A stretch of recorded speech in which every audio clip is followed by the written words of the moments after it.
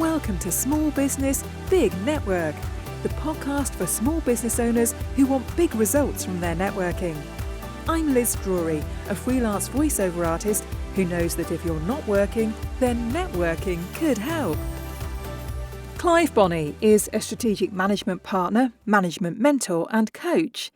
He has found trade associations to be great for networking and referrals, and his networking efforts have even taken him to the House of Lords. Thank you very much for being my guest on the podcast today, Clive. Hi there, Liz. Good to be here. Now, you've run your own business since 1990, which is fantastic. Well done. Have you always worked for yourself, Clive? No. When I left school, I didn't go to university. Mm-hmm. I went on something called VSO, a Voluntary Service Overseas project, funded by charity. And that took me to deep, darkest Africa, where I spent a year in an African mission school, Catholic mission school, teaching English, religious studies and sports education. And from there, I went into odd jobs around Brighton. So I was bricklaying, I was delivering food with large lorries behind me. And I ended up, for my first serious, sensible job with Nationwide Building Society as a management trainee. And they took me to London. I ended up then being recruited by a technology company and a shipping company. And through technology companies, I had 3 or 4 stays. I was involved in creating spin-outs for innovative products and services. And then finally decided, having got into the world of innovation, I enjoyed it so much I thought I'd make it my own. So then I went off and started to work from a bedroom at home, which I've been doing for the last 35 years now. You must like it then, Clive, I'm guessing. It's fantastic, actually. Where I'm based at the top of a cliff just on the edge of Brighton in a small village called Rottingdean. There's a wonderful wind outside travelling at 50 miles an hour at the moment, which you may be able to hear. But I do on a good day see Beachy Head and even better the Isle of Wight, which is 40 miles away in the other direction. Very nice. So having run your own business since 1990, I'm guessing things must have changed quite a bit in that length of time. Massive change. I wasn't even on the internet in those days. So all my work was face-to-face, running to corporate offices. And what really helped me was initially networking and joining a couple of business trade associations. One was called the Institute of Business Consulting, Management Consultancy, and the other was the Chartered Institute of Personnel and Development, because they both, as trade bodies, recruited me to work and to train their members in sales and marketing to start with. So that really gave me an excellent catalyst to start my business, have some business continuity in working with those bodies, of which I'm still members, by the way, and also then progressing and widening my client base, not just across the UK, but also internationally. So who are your clients? What kind of businesses do you work with? Well, they range from the corporate sector. So I've worked with international banks, publishers, retailers, supermarkets, all, probably 10 to 15 out of the top 100 businesses in the UK. But more recently, in the last 10 to 15 years, I've been working with high growth small enterprises and startups, because those are really key to the UK economy and they're really interesting people to work with. Yeah, and do you work across all sorts of sectors? Every sector, because the nature of what I do focuses really on something called risk management, risk mitigation and growth opportunities. So every business has got risk, every business has got growth opportunities. There's no two sectors the same.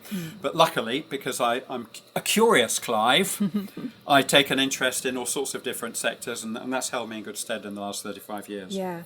So tell me something about the services that you offer your clients. Well, they started out 35 years ago providing, as I mentioned, sales and marketing and management training, both indoor and outdoor. But over the years, I've what I call pivot. Pivot is a good word, but I have pivoted to meet different economic and trade needs. So I morphed my services towards those gaps that I saw in the marketplace, especially in the small enterprise markets. I also, whilst I was pivoting, I ensured that I worked on a professional basis by getting qualifications in those areas. So I'm now a fully qualified mediator for accelerated dispute resolution. I'm fully qualified in intellectual property advice and registration, qualified in what we call ESG, which is environmental social governance, so I can help small firms get into public sector and find it easier to win public tenders. I'm qualified in a number of different areas. Probably one of the most niche areas is background personnel security vetting. Okay. And that's quite useful because I help small firms recruit the right people in the right role by providing background checks on their qualifications and competencies. Yeah. And I offer the same service for companies who want to create joint ventures or partnerships with other bodies. So it's a very wide span of skill sets, I have to say. Yeah, that's a lot. So what kind of issues do your clients come to you with, and how do they find you? Almost all my clients have come to me on the back of referrals, but I do have a very informative website that shows the case studies of my past projects, with client permissions, of course. But I also offer online and face-to-face a lot of free time. So every single client that I is introduced to me gets at least half an hour to an hour of free consultancy time for me to establish exactly what I can do to help them, and indeed if I can help them, because sometimes I simply refer them on to other professional advisors if I can't directly help them. But quite often or not, that initial hour of free time is useful to them, and it establishes a good relationship on which to draw further opportunities. And some of my clients, indeed in the publishing world, have been with me for 35 years. Really? Yes. And they've grown with you, presumably. Yes. My first initial client was a company called Management Pocketbooks. They were selling pocketbooks back in 1990 for £4.95. I said to them if they increased their pricing by at least 50%, they would not only double their revenues, but increase their revenues 3 times, because people would see more value in a higher priced product. Yeah. And that's exactly what they did, and they subsequently came back and asked me to write a few books for them, which I did. And those books are still in publishing. Fantastic. So what kinds of results do people get from working with you, Clive? Golly, it's really interesting because I was introduced a few weeks ago to a small local bakery in New Haven. They make and sell absolutely gorgeous pita breads and other Mediterranean and Middle Eastern specialist foods. They didn't know what they were going to talk to me about, so after an hour or two, we agreed that actually we needed to protect their intellectual property because they'd been trading for 10 years and they were absolutely at the right time to grow exponentially on a national basis and potentially obtain what we call private equity funding or angel investment in order to accelerate that growth. So in the last few weeks, I've provided them with information and advice and guidance to their staff on how to broaden their roles, introduced a feedback system inside, introduced more effective quality management controls from the outside. But more important, I've been coaching their founder and director in how to grow the business through private capital. And in the last few weeks, we've spoken to a large national supermarket chain and also an extremely large American company who may be partnering with this small firm. Fantastic. So how do you actually work with a firm? Do you go in and speak to them face-to-face? Are things done online? Face-to-face introductions really important to start off with, ideally on their premises if they've got them, because I like to see their environment, understand and pick up visual clues as to what they're doing really well, because I like to build on success and what can be done differently.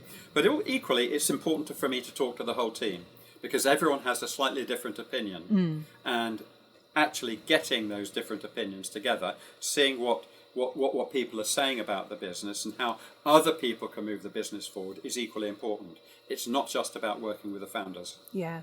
And how many businesses typically would you be working with at any one time? any one time, I'm typically working with about 5 different companies every month. Those are often small-scale projects because I like to see them for a couple of hours a week each, sometimes just 1 hour a week. And after 2 to 3 months, we've filled sufficient gaps, usually, for them to go off on their own. Mm-hmm. But equally, it can be a very short project, such as registering a trademark. Mm-hmm. And that's a really important little activity. It just takes me a couple of hours. It enables that company then to ensure that they're trading without infringing a third party, because infringement claims now occur to 1 in 3 small firms. Wow. Very, very widespread. It's not a figure that is shared much in the legal fraternity, but that's a figure from the Intellectual Property Office. Mm. And the reason people don't understand or aware of that figure is because most of these cases are settled out of court under non-disclosure agreements. Mm. So it's a big problem. I can manage and deal with that problem very quickly at a very low cost to help people avoid very expensive infringement claims and ensure that their trade name and branding and logos and even slogans and mottos are owned and fully protected. Yeah. Now, after so long in business, Clive, you must have a huge network. So how have you built this network up?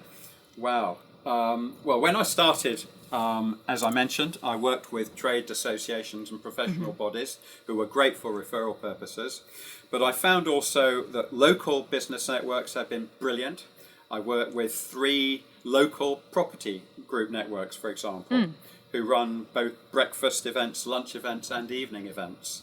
So going to these events through these local networks makes a big difference. I've always promoted the value of chambers and commerce to people because chambers look after regional communities and local communities, and of course their members are opportunities for talking, learning, and referring. It's a vast range of local community networks. I would say, if I may, that charity companies, non-profits, local community groups are really important. Mm-hmm. One of my networks is the Rottingdean Online Chat Forum, where I'm often appearing to protect the local community. More recently, Brighton's libraries have been under threat from the council mm-hmm. for closure, and we've been running a campaign locally to protect and keep those libraries open for our children's education. Yeah. So big range. Yeah. Now, you and I met through the Federation of Small Business on one of their networking events. Yeah. I believe you've been a member of that for quite a long time. 25 years now. And they use me as an online and face-to-face trainer, which I provide free of charge because I love working with people who are bringing others together and with whom I can meet on a regular basis. So I have lots of meetings locally around Sussex and the South East, but equally important, I can talk to their members, 180,000 of them, across the whole of the UK, through their monthly chat forums. Yeah. So why is networking so important for a small business? The biggest risk for a small business is not having sufficient bandwidth, what I would call a wide basket of clients. Too many small businesses are reliant on a very small number of clients, mm-hmm. and that can create problems if 1 or 2 clients fail. Yeah. We're in the very, very dire economic times. Mm-hmm. There's an enormous amount of risk out there, especially with changes in taxation. So we have to widen our customer base as much as possible, and that means networking like crazy. I think everybody should put time into networking, both online and face-to-face. Yeah. And do you have any particular tips for networking that you'd like to share with us? Yeah, I mean, I'm a big LinkedIn user. I've got about 5,000 direct personal contacts, but more important, it's those contacts that cross-refer me and give me online testimonials to give others the kind of confirmation that I can do a good job for their peer group. But one of the things I've found on LinkedIn is by responding to people's anniversaries and birthdays and promotions, probably I receive about 10 every day, birthdays, anniversaries and promotions. I will always go back to people first thing in the morning to say, well done, thank you, great to keep in touch. So that's an automatic process which LinkedIn can provide to people. Yeah. And I'm a great believer in keeping in touch, even if we're not actually doing business. Yeah. So just a little tip, but it's worth considering. Yeah. And when we're talking about tips, since you've been in business for 3 decades or so, have you got any tips for people who are just starting out in business? Yes. Talk to people who have been in business for a long time and be open and ask them for support and help. I think too few small enterprises, especially startups, get really carried up with their own baby, as it were, in the basket. They have often a lot of confidence setting out. You've got to have confidence in running your own business. But I think more and more need to connect with a local enterprise group, network, and talk to those who have been around a long time, who can share some of the risks, some of the mistakes, and some of the opportunities. So I would say, please talk to those who've been around a long time, take advantage of their free time and their advice. Yeah. Now, you must love what you do, Clive, since you've been doing it for such a long time. What is it that you love about your career? Well, one is I enjoy solving problems. In fact, Sussex Chamber of Commerce last year voted me as the second best problem solver in the county. I do still have an entrepreneur mindset.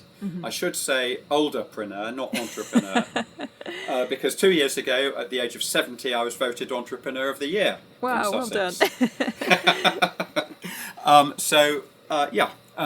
Actually having a curious mindset, enjoying solving problems, and enjoying meeting new people and learning from them.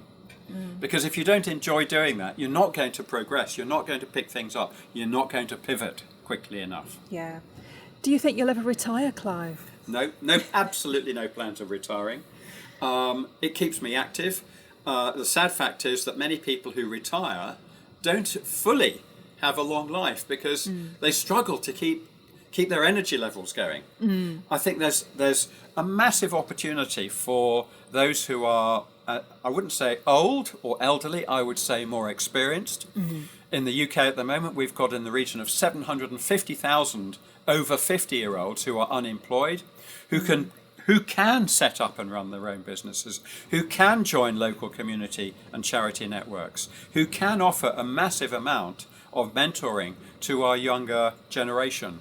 But they're not being signposted effectively in these areas. And I would love to see the government and other trade associations do more signposting for them. Yeah. Now, I know that you're also a Business Angels member. Tell me something about that, how that works. Yeah, I started to invest in small enterprises 10 years ago.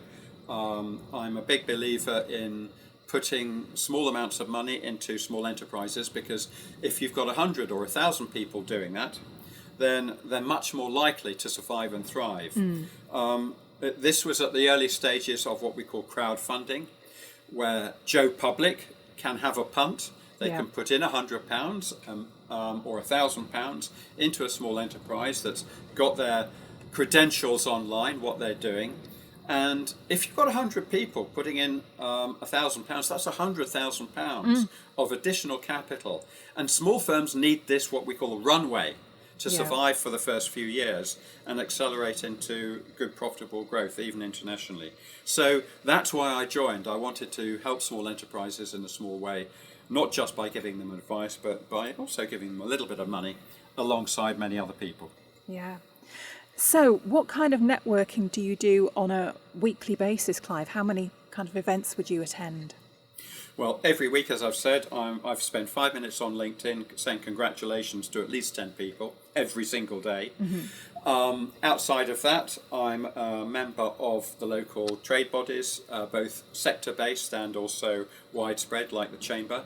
As you know, the FSB is probably, I think, the largest SME trade association in the UK at the moment, and they provide a lot of opportunities. Yeah. But to give you perhaps a better example, a network I joined a few years ago was called the Entrepreneurs Network, TEN for short, and they've introduced me as an active supporter of entrepreneurship policies to the House of Lords. So I'm now a member of something called an APPG. That means All Party Parliamentary Group. Yep. And I go up to the House of Lords on a fairly regular basis to advise cabinet members, along with other colleagues, on how best to form policies for our entrepreneurs in the UK, because we're a very important part of the economic community. We deal with at least 50% of gross domestic product. We have 95% of businesses in numbers, but all too often the government doesn't have enough experience of SME, owner management, small enterprise business management, to be able to come up with the right policies. So I take particular pride in providing some input on that. Well, that just shows you where networking can take you to, Yes. doesn't it? Well, thank you so much, Clive. My final question is, if people want to connect with you, what's the best place for them to find you? My website is www.consult-smp, that's Sugar Mary Peter, smp.com. Fantastic. Well, thank you very much for being my guest. It's been absolutely my pleasure, Liz, and I hope and pray that we can do together a lot more support for those lovely entrepreneurs out there. Amen to that. Thanks so much, Liz. Thanks for listening to Small Business, Big Network. If you found this podcast useful, please do rate, review and subscribe. And don't forget to share it with the rest of your network too.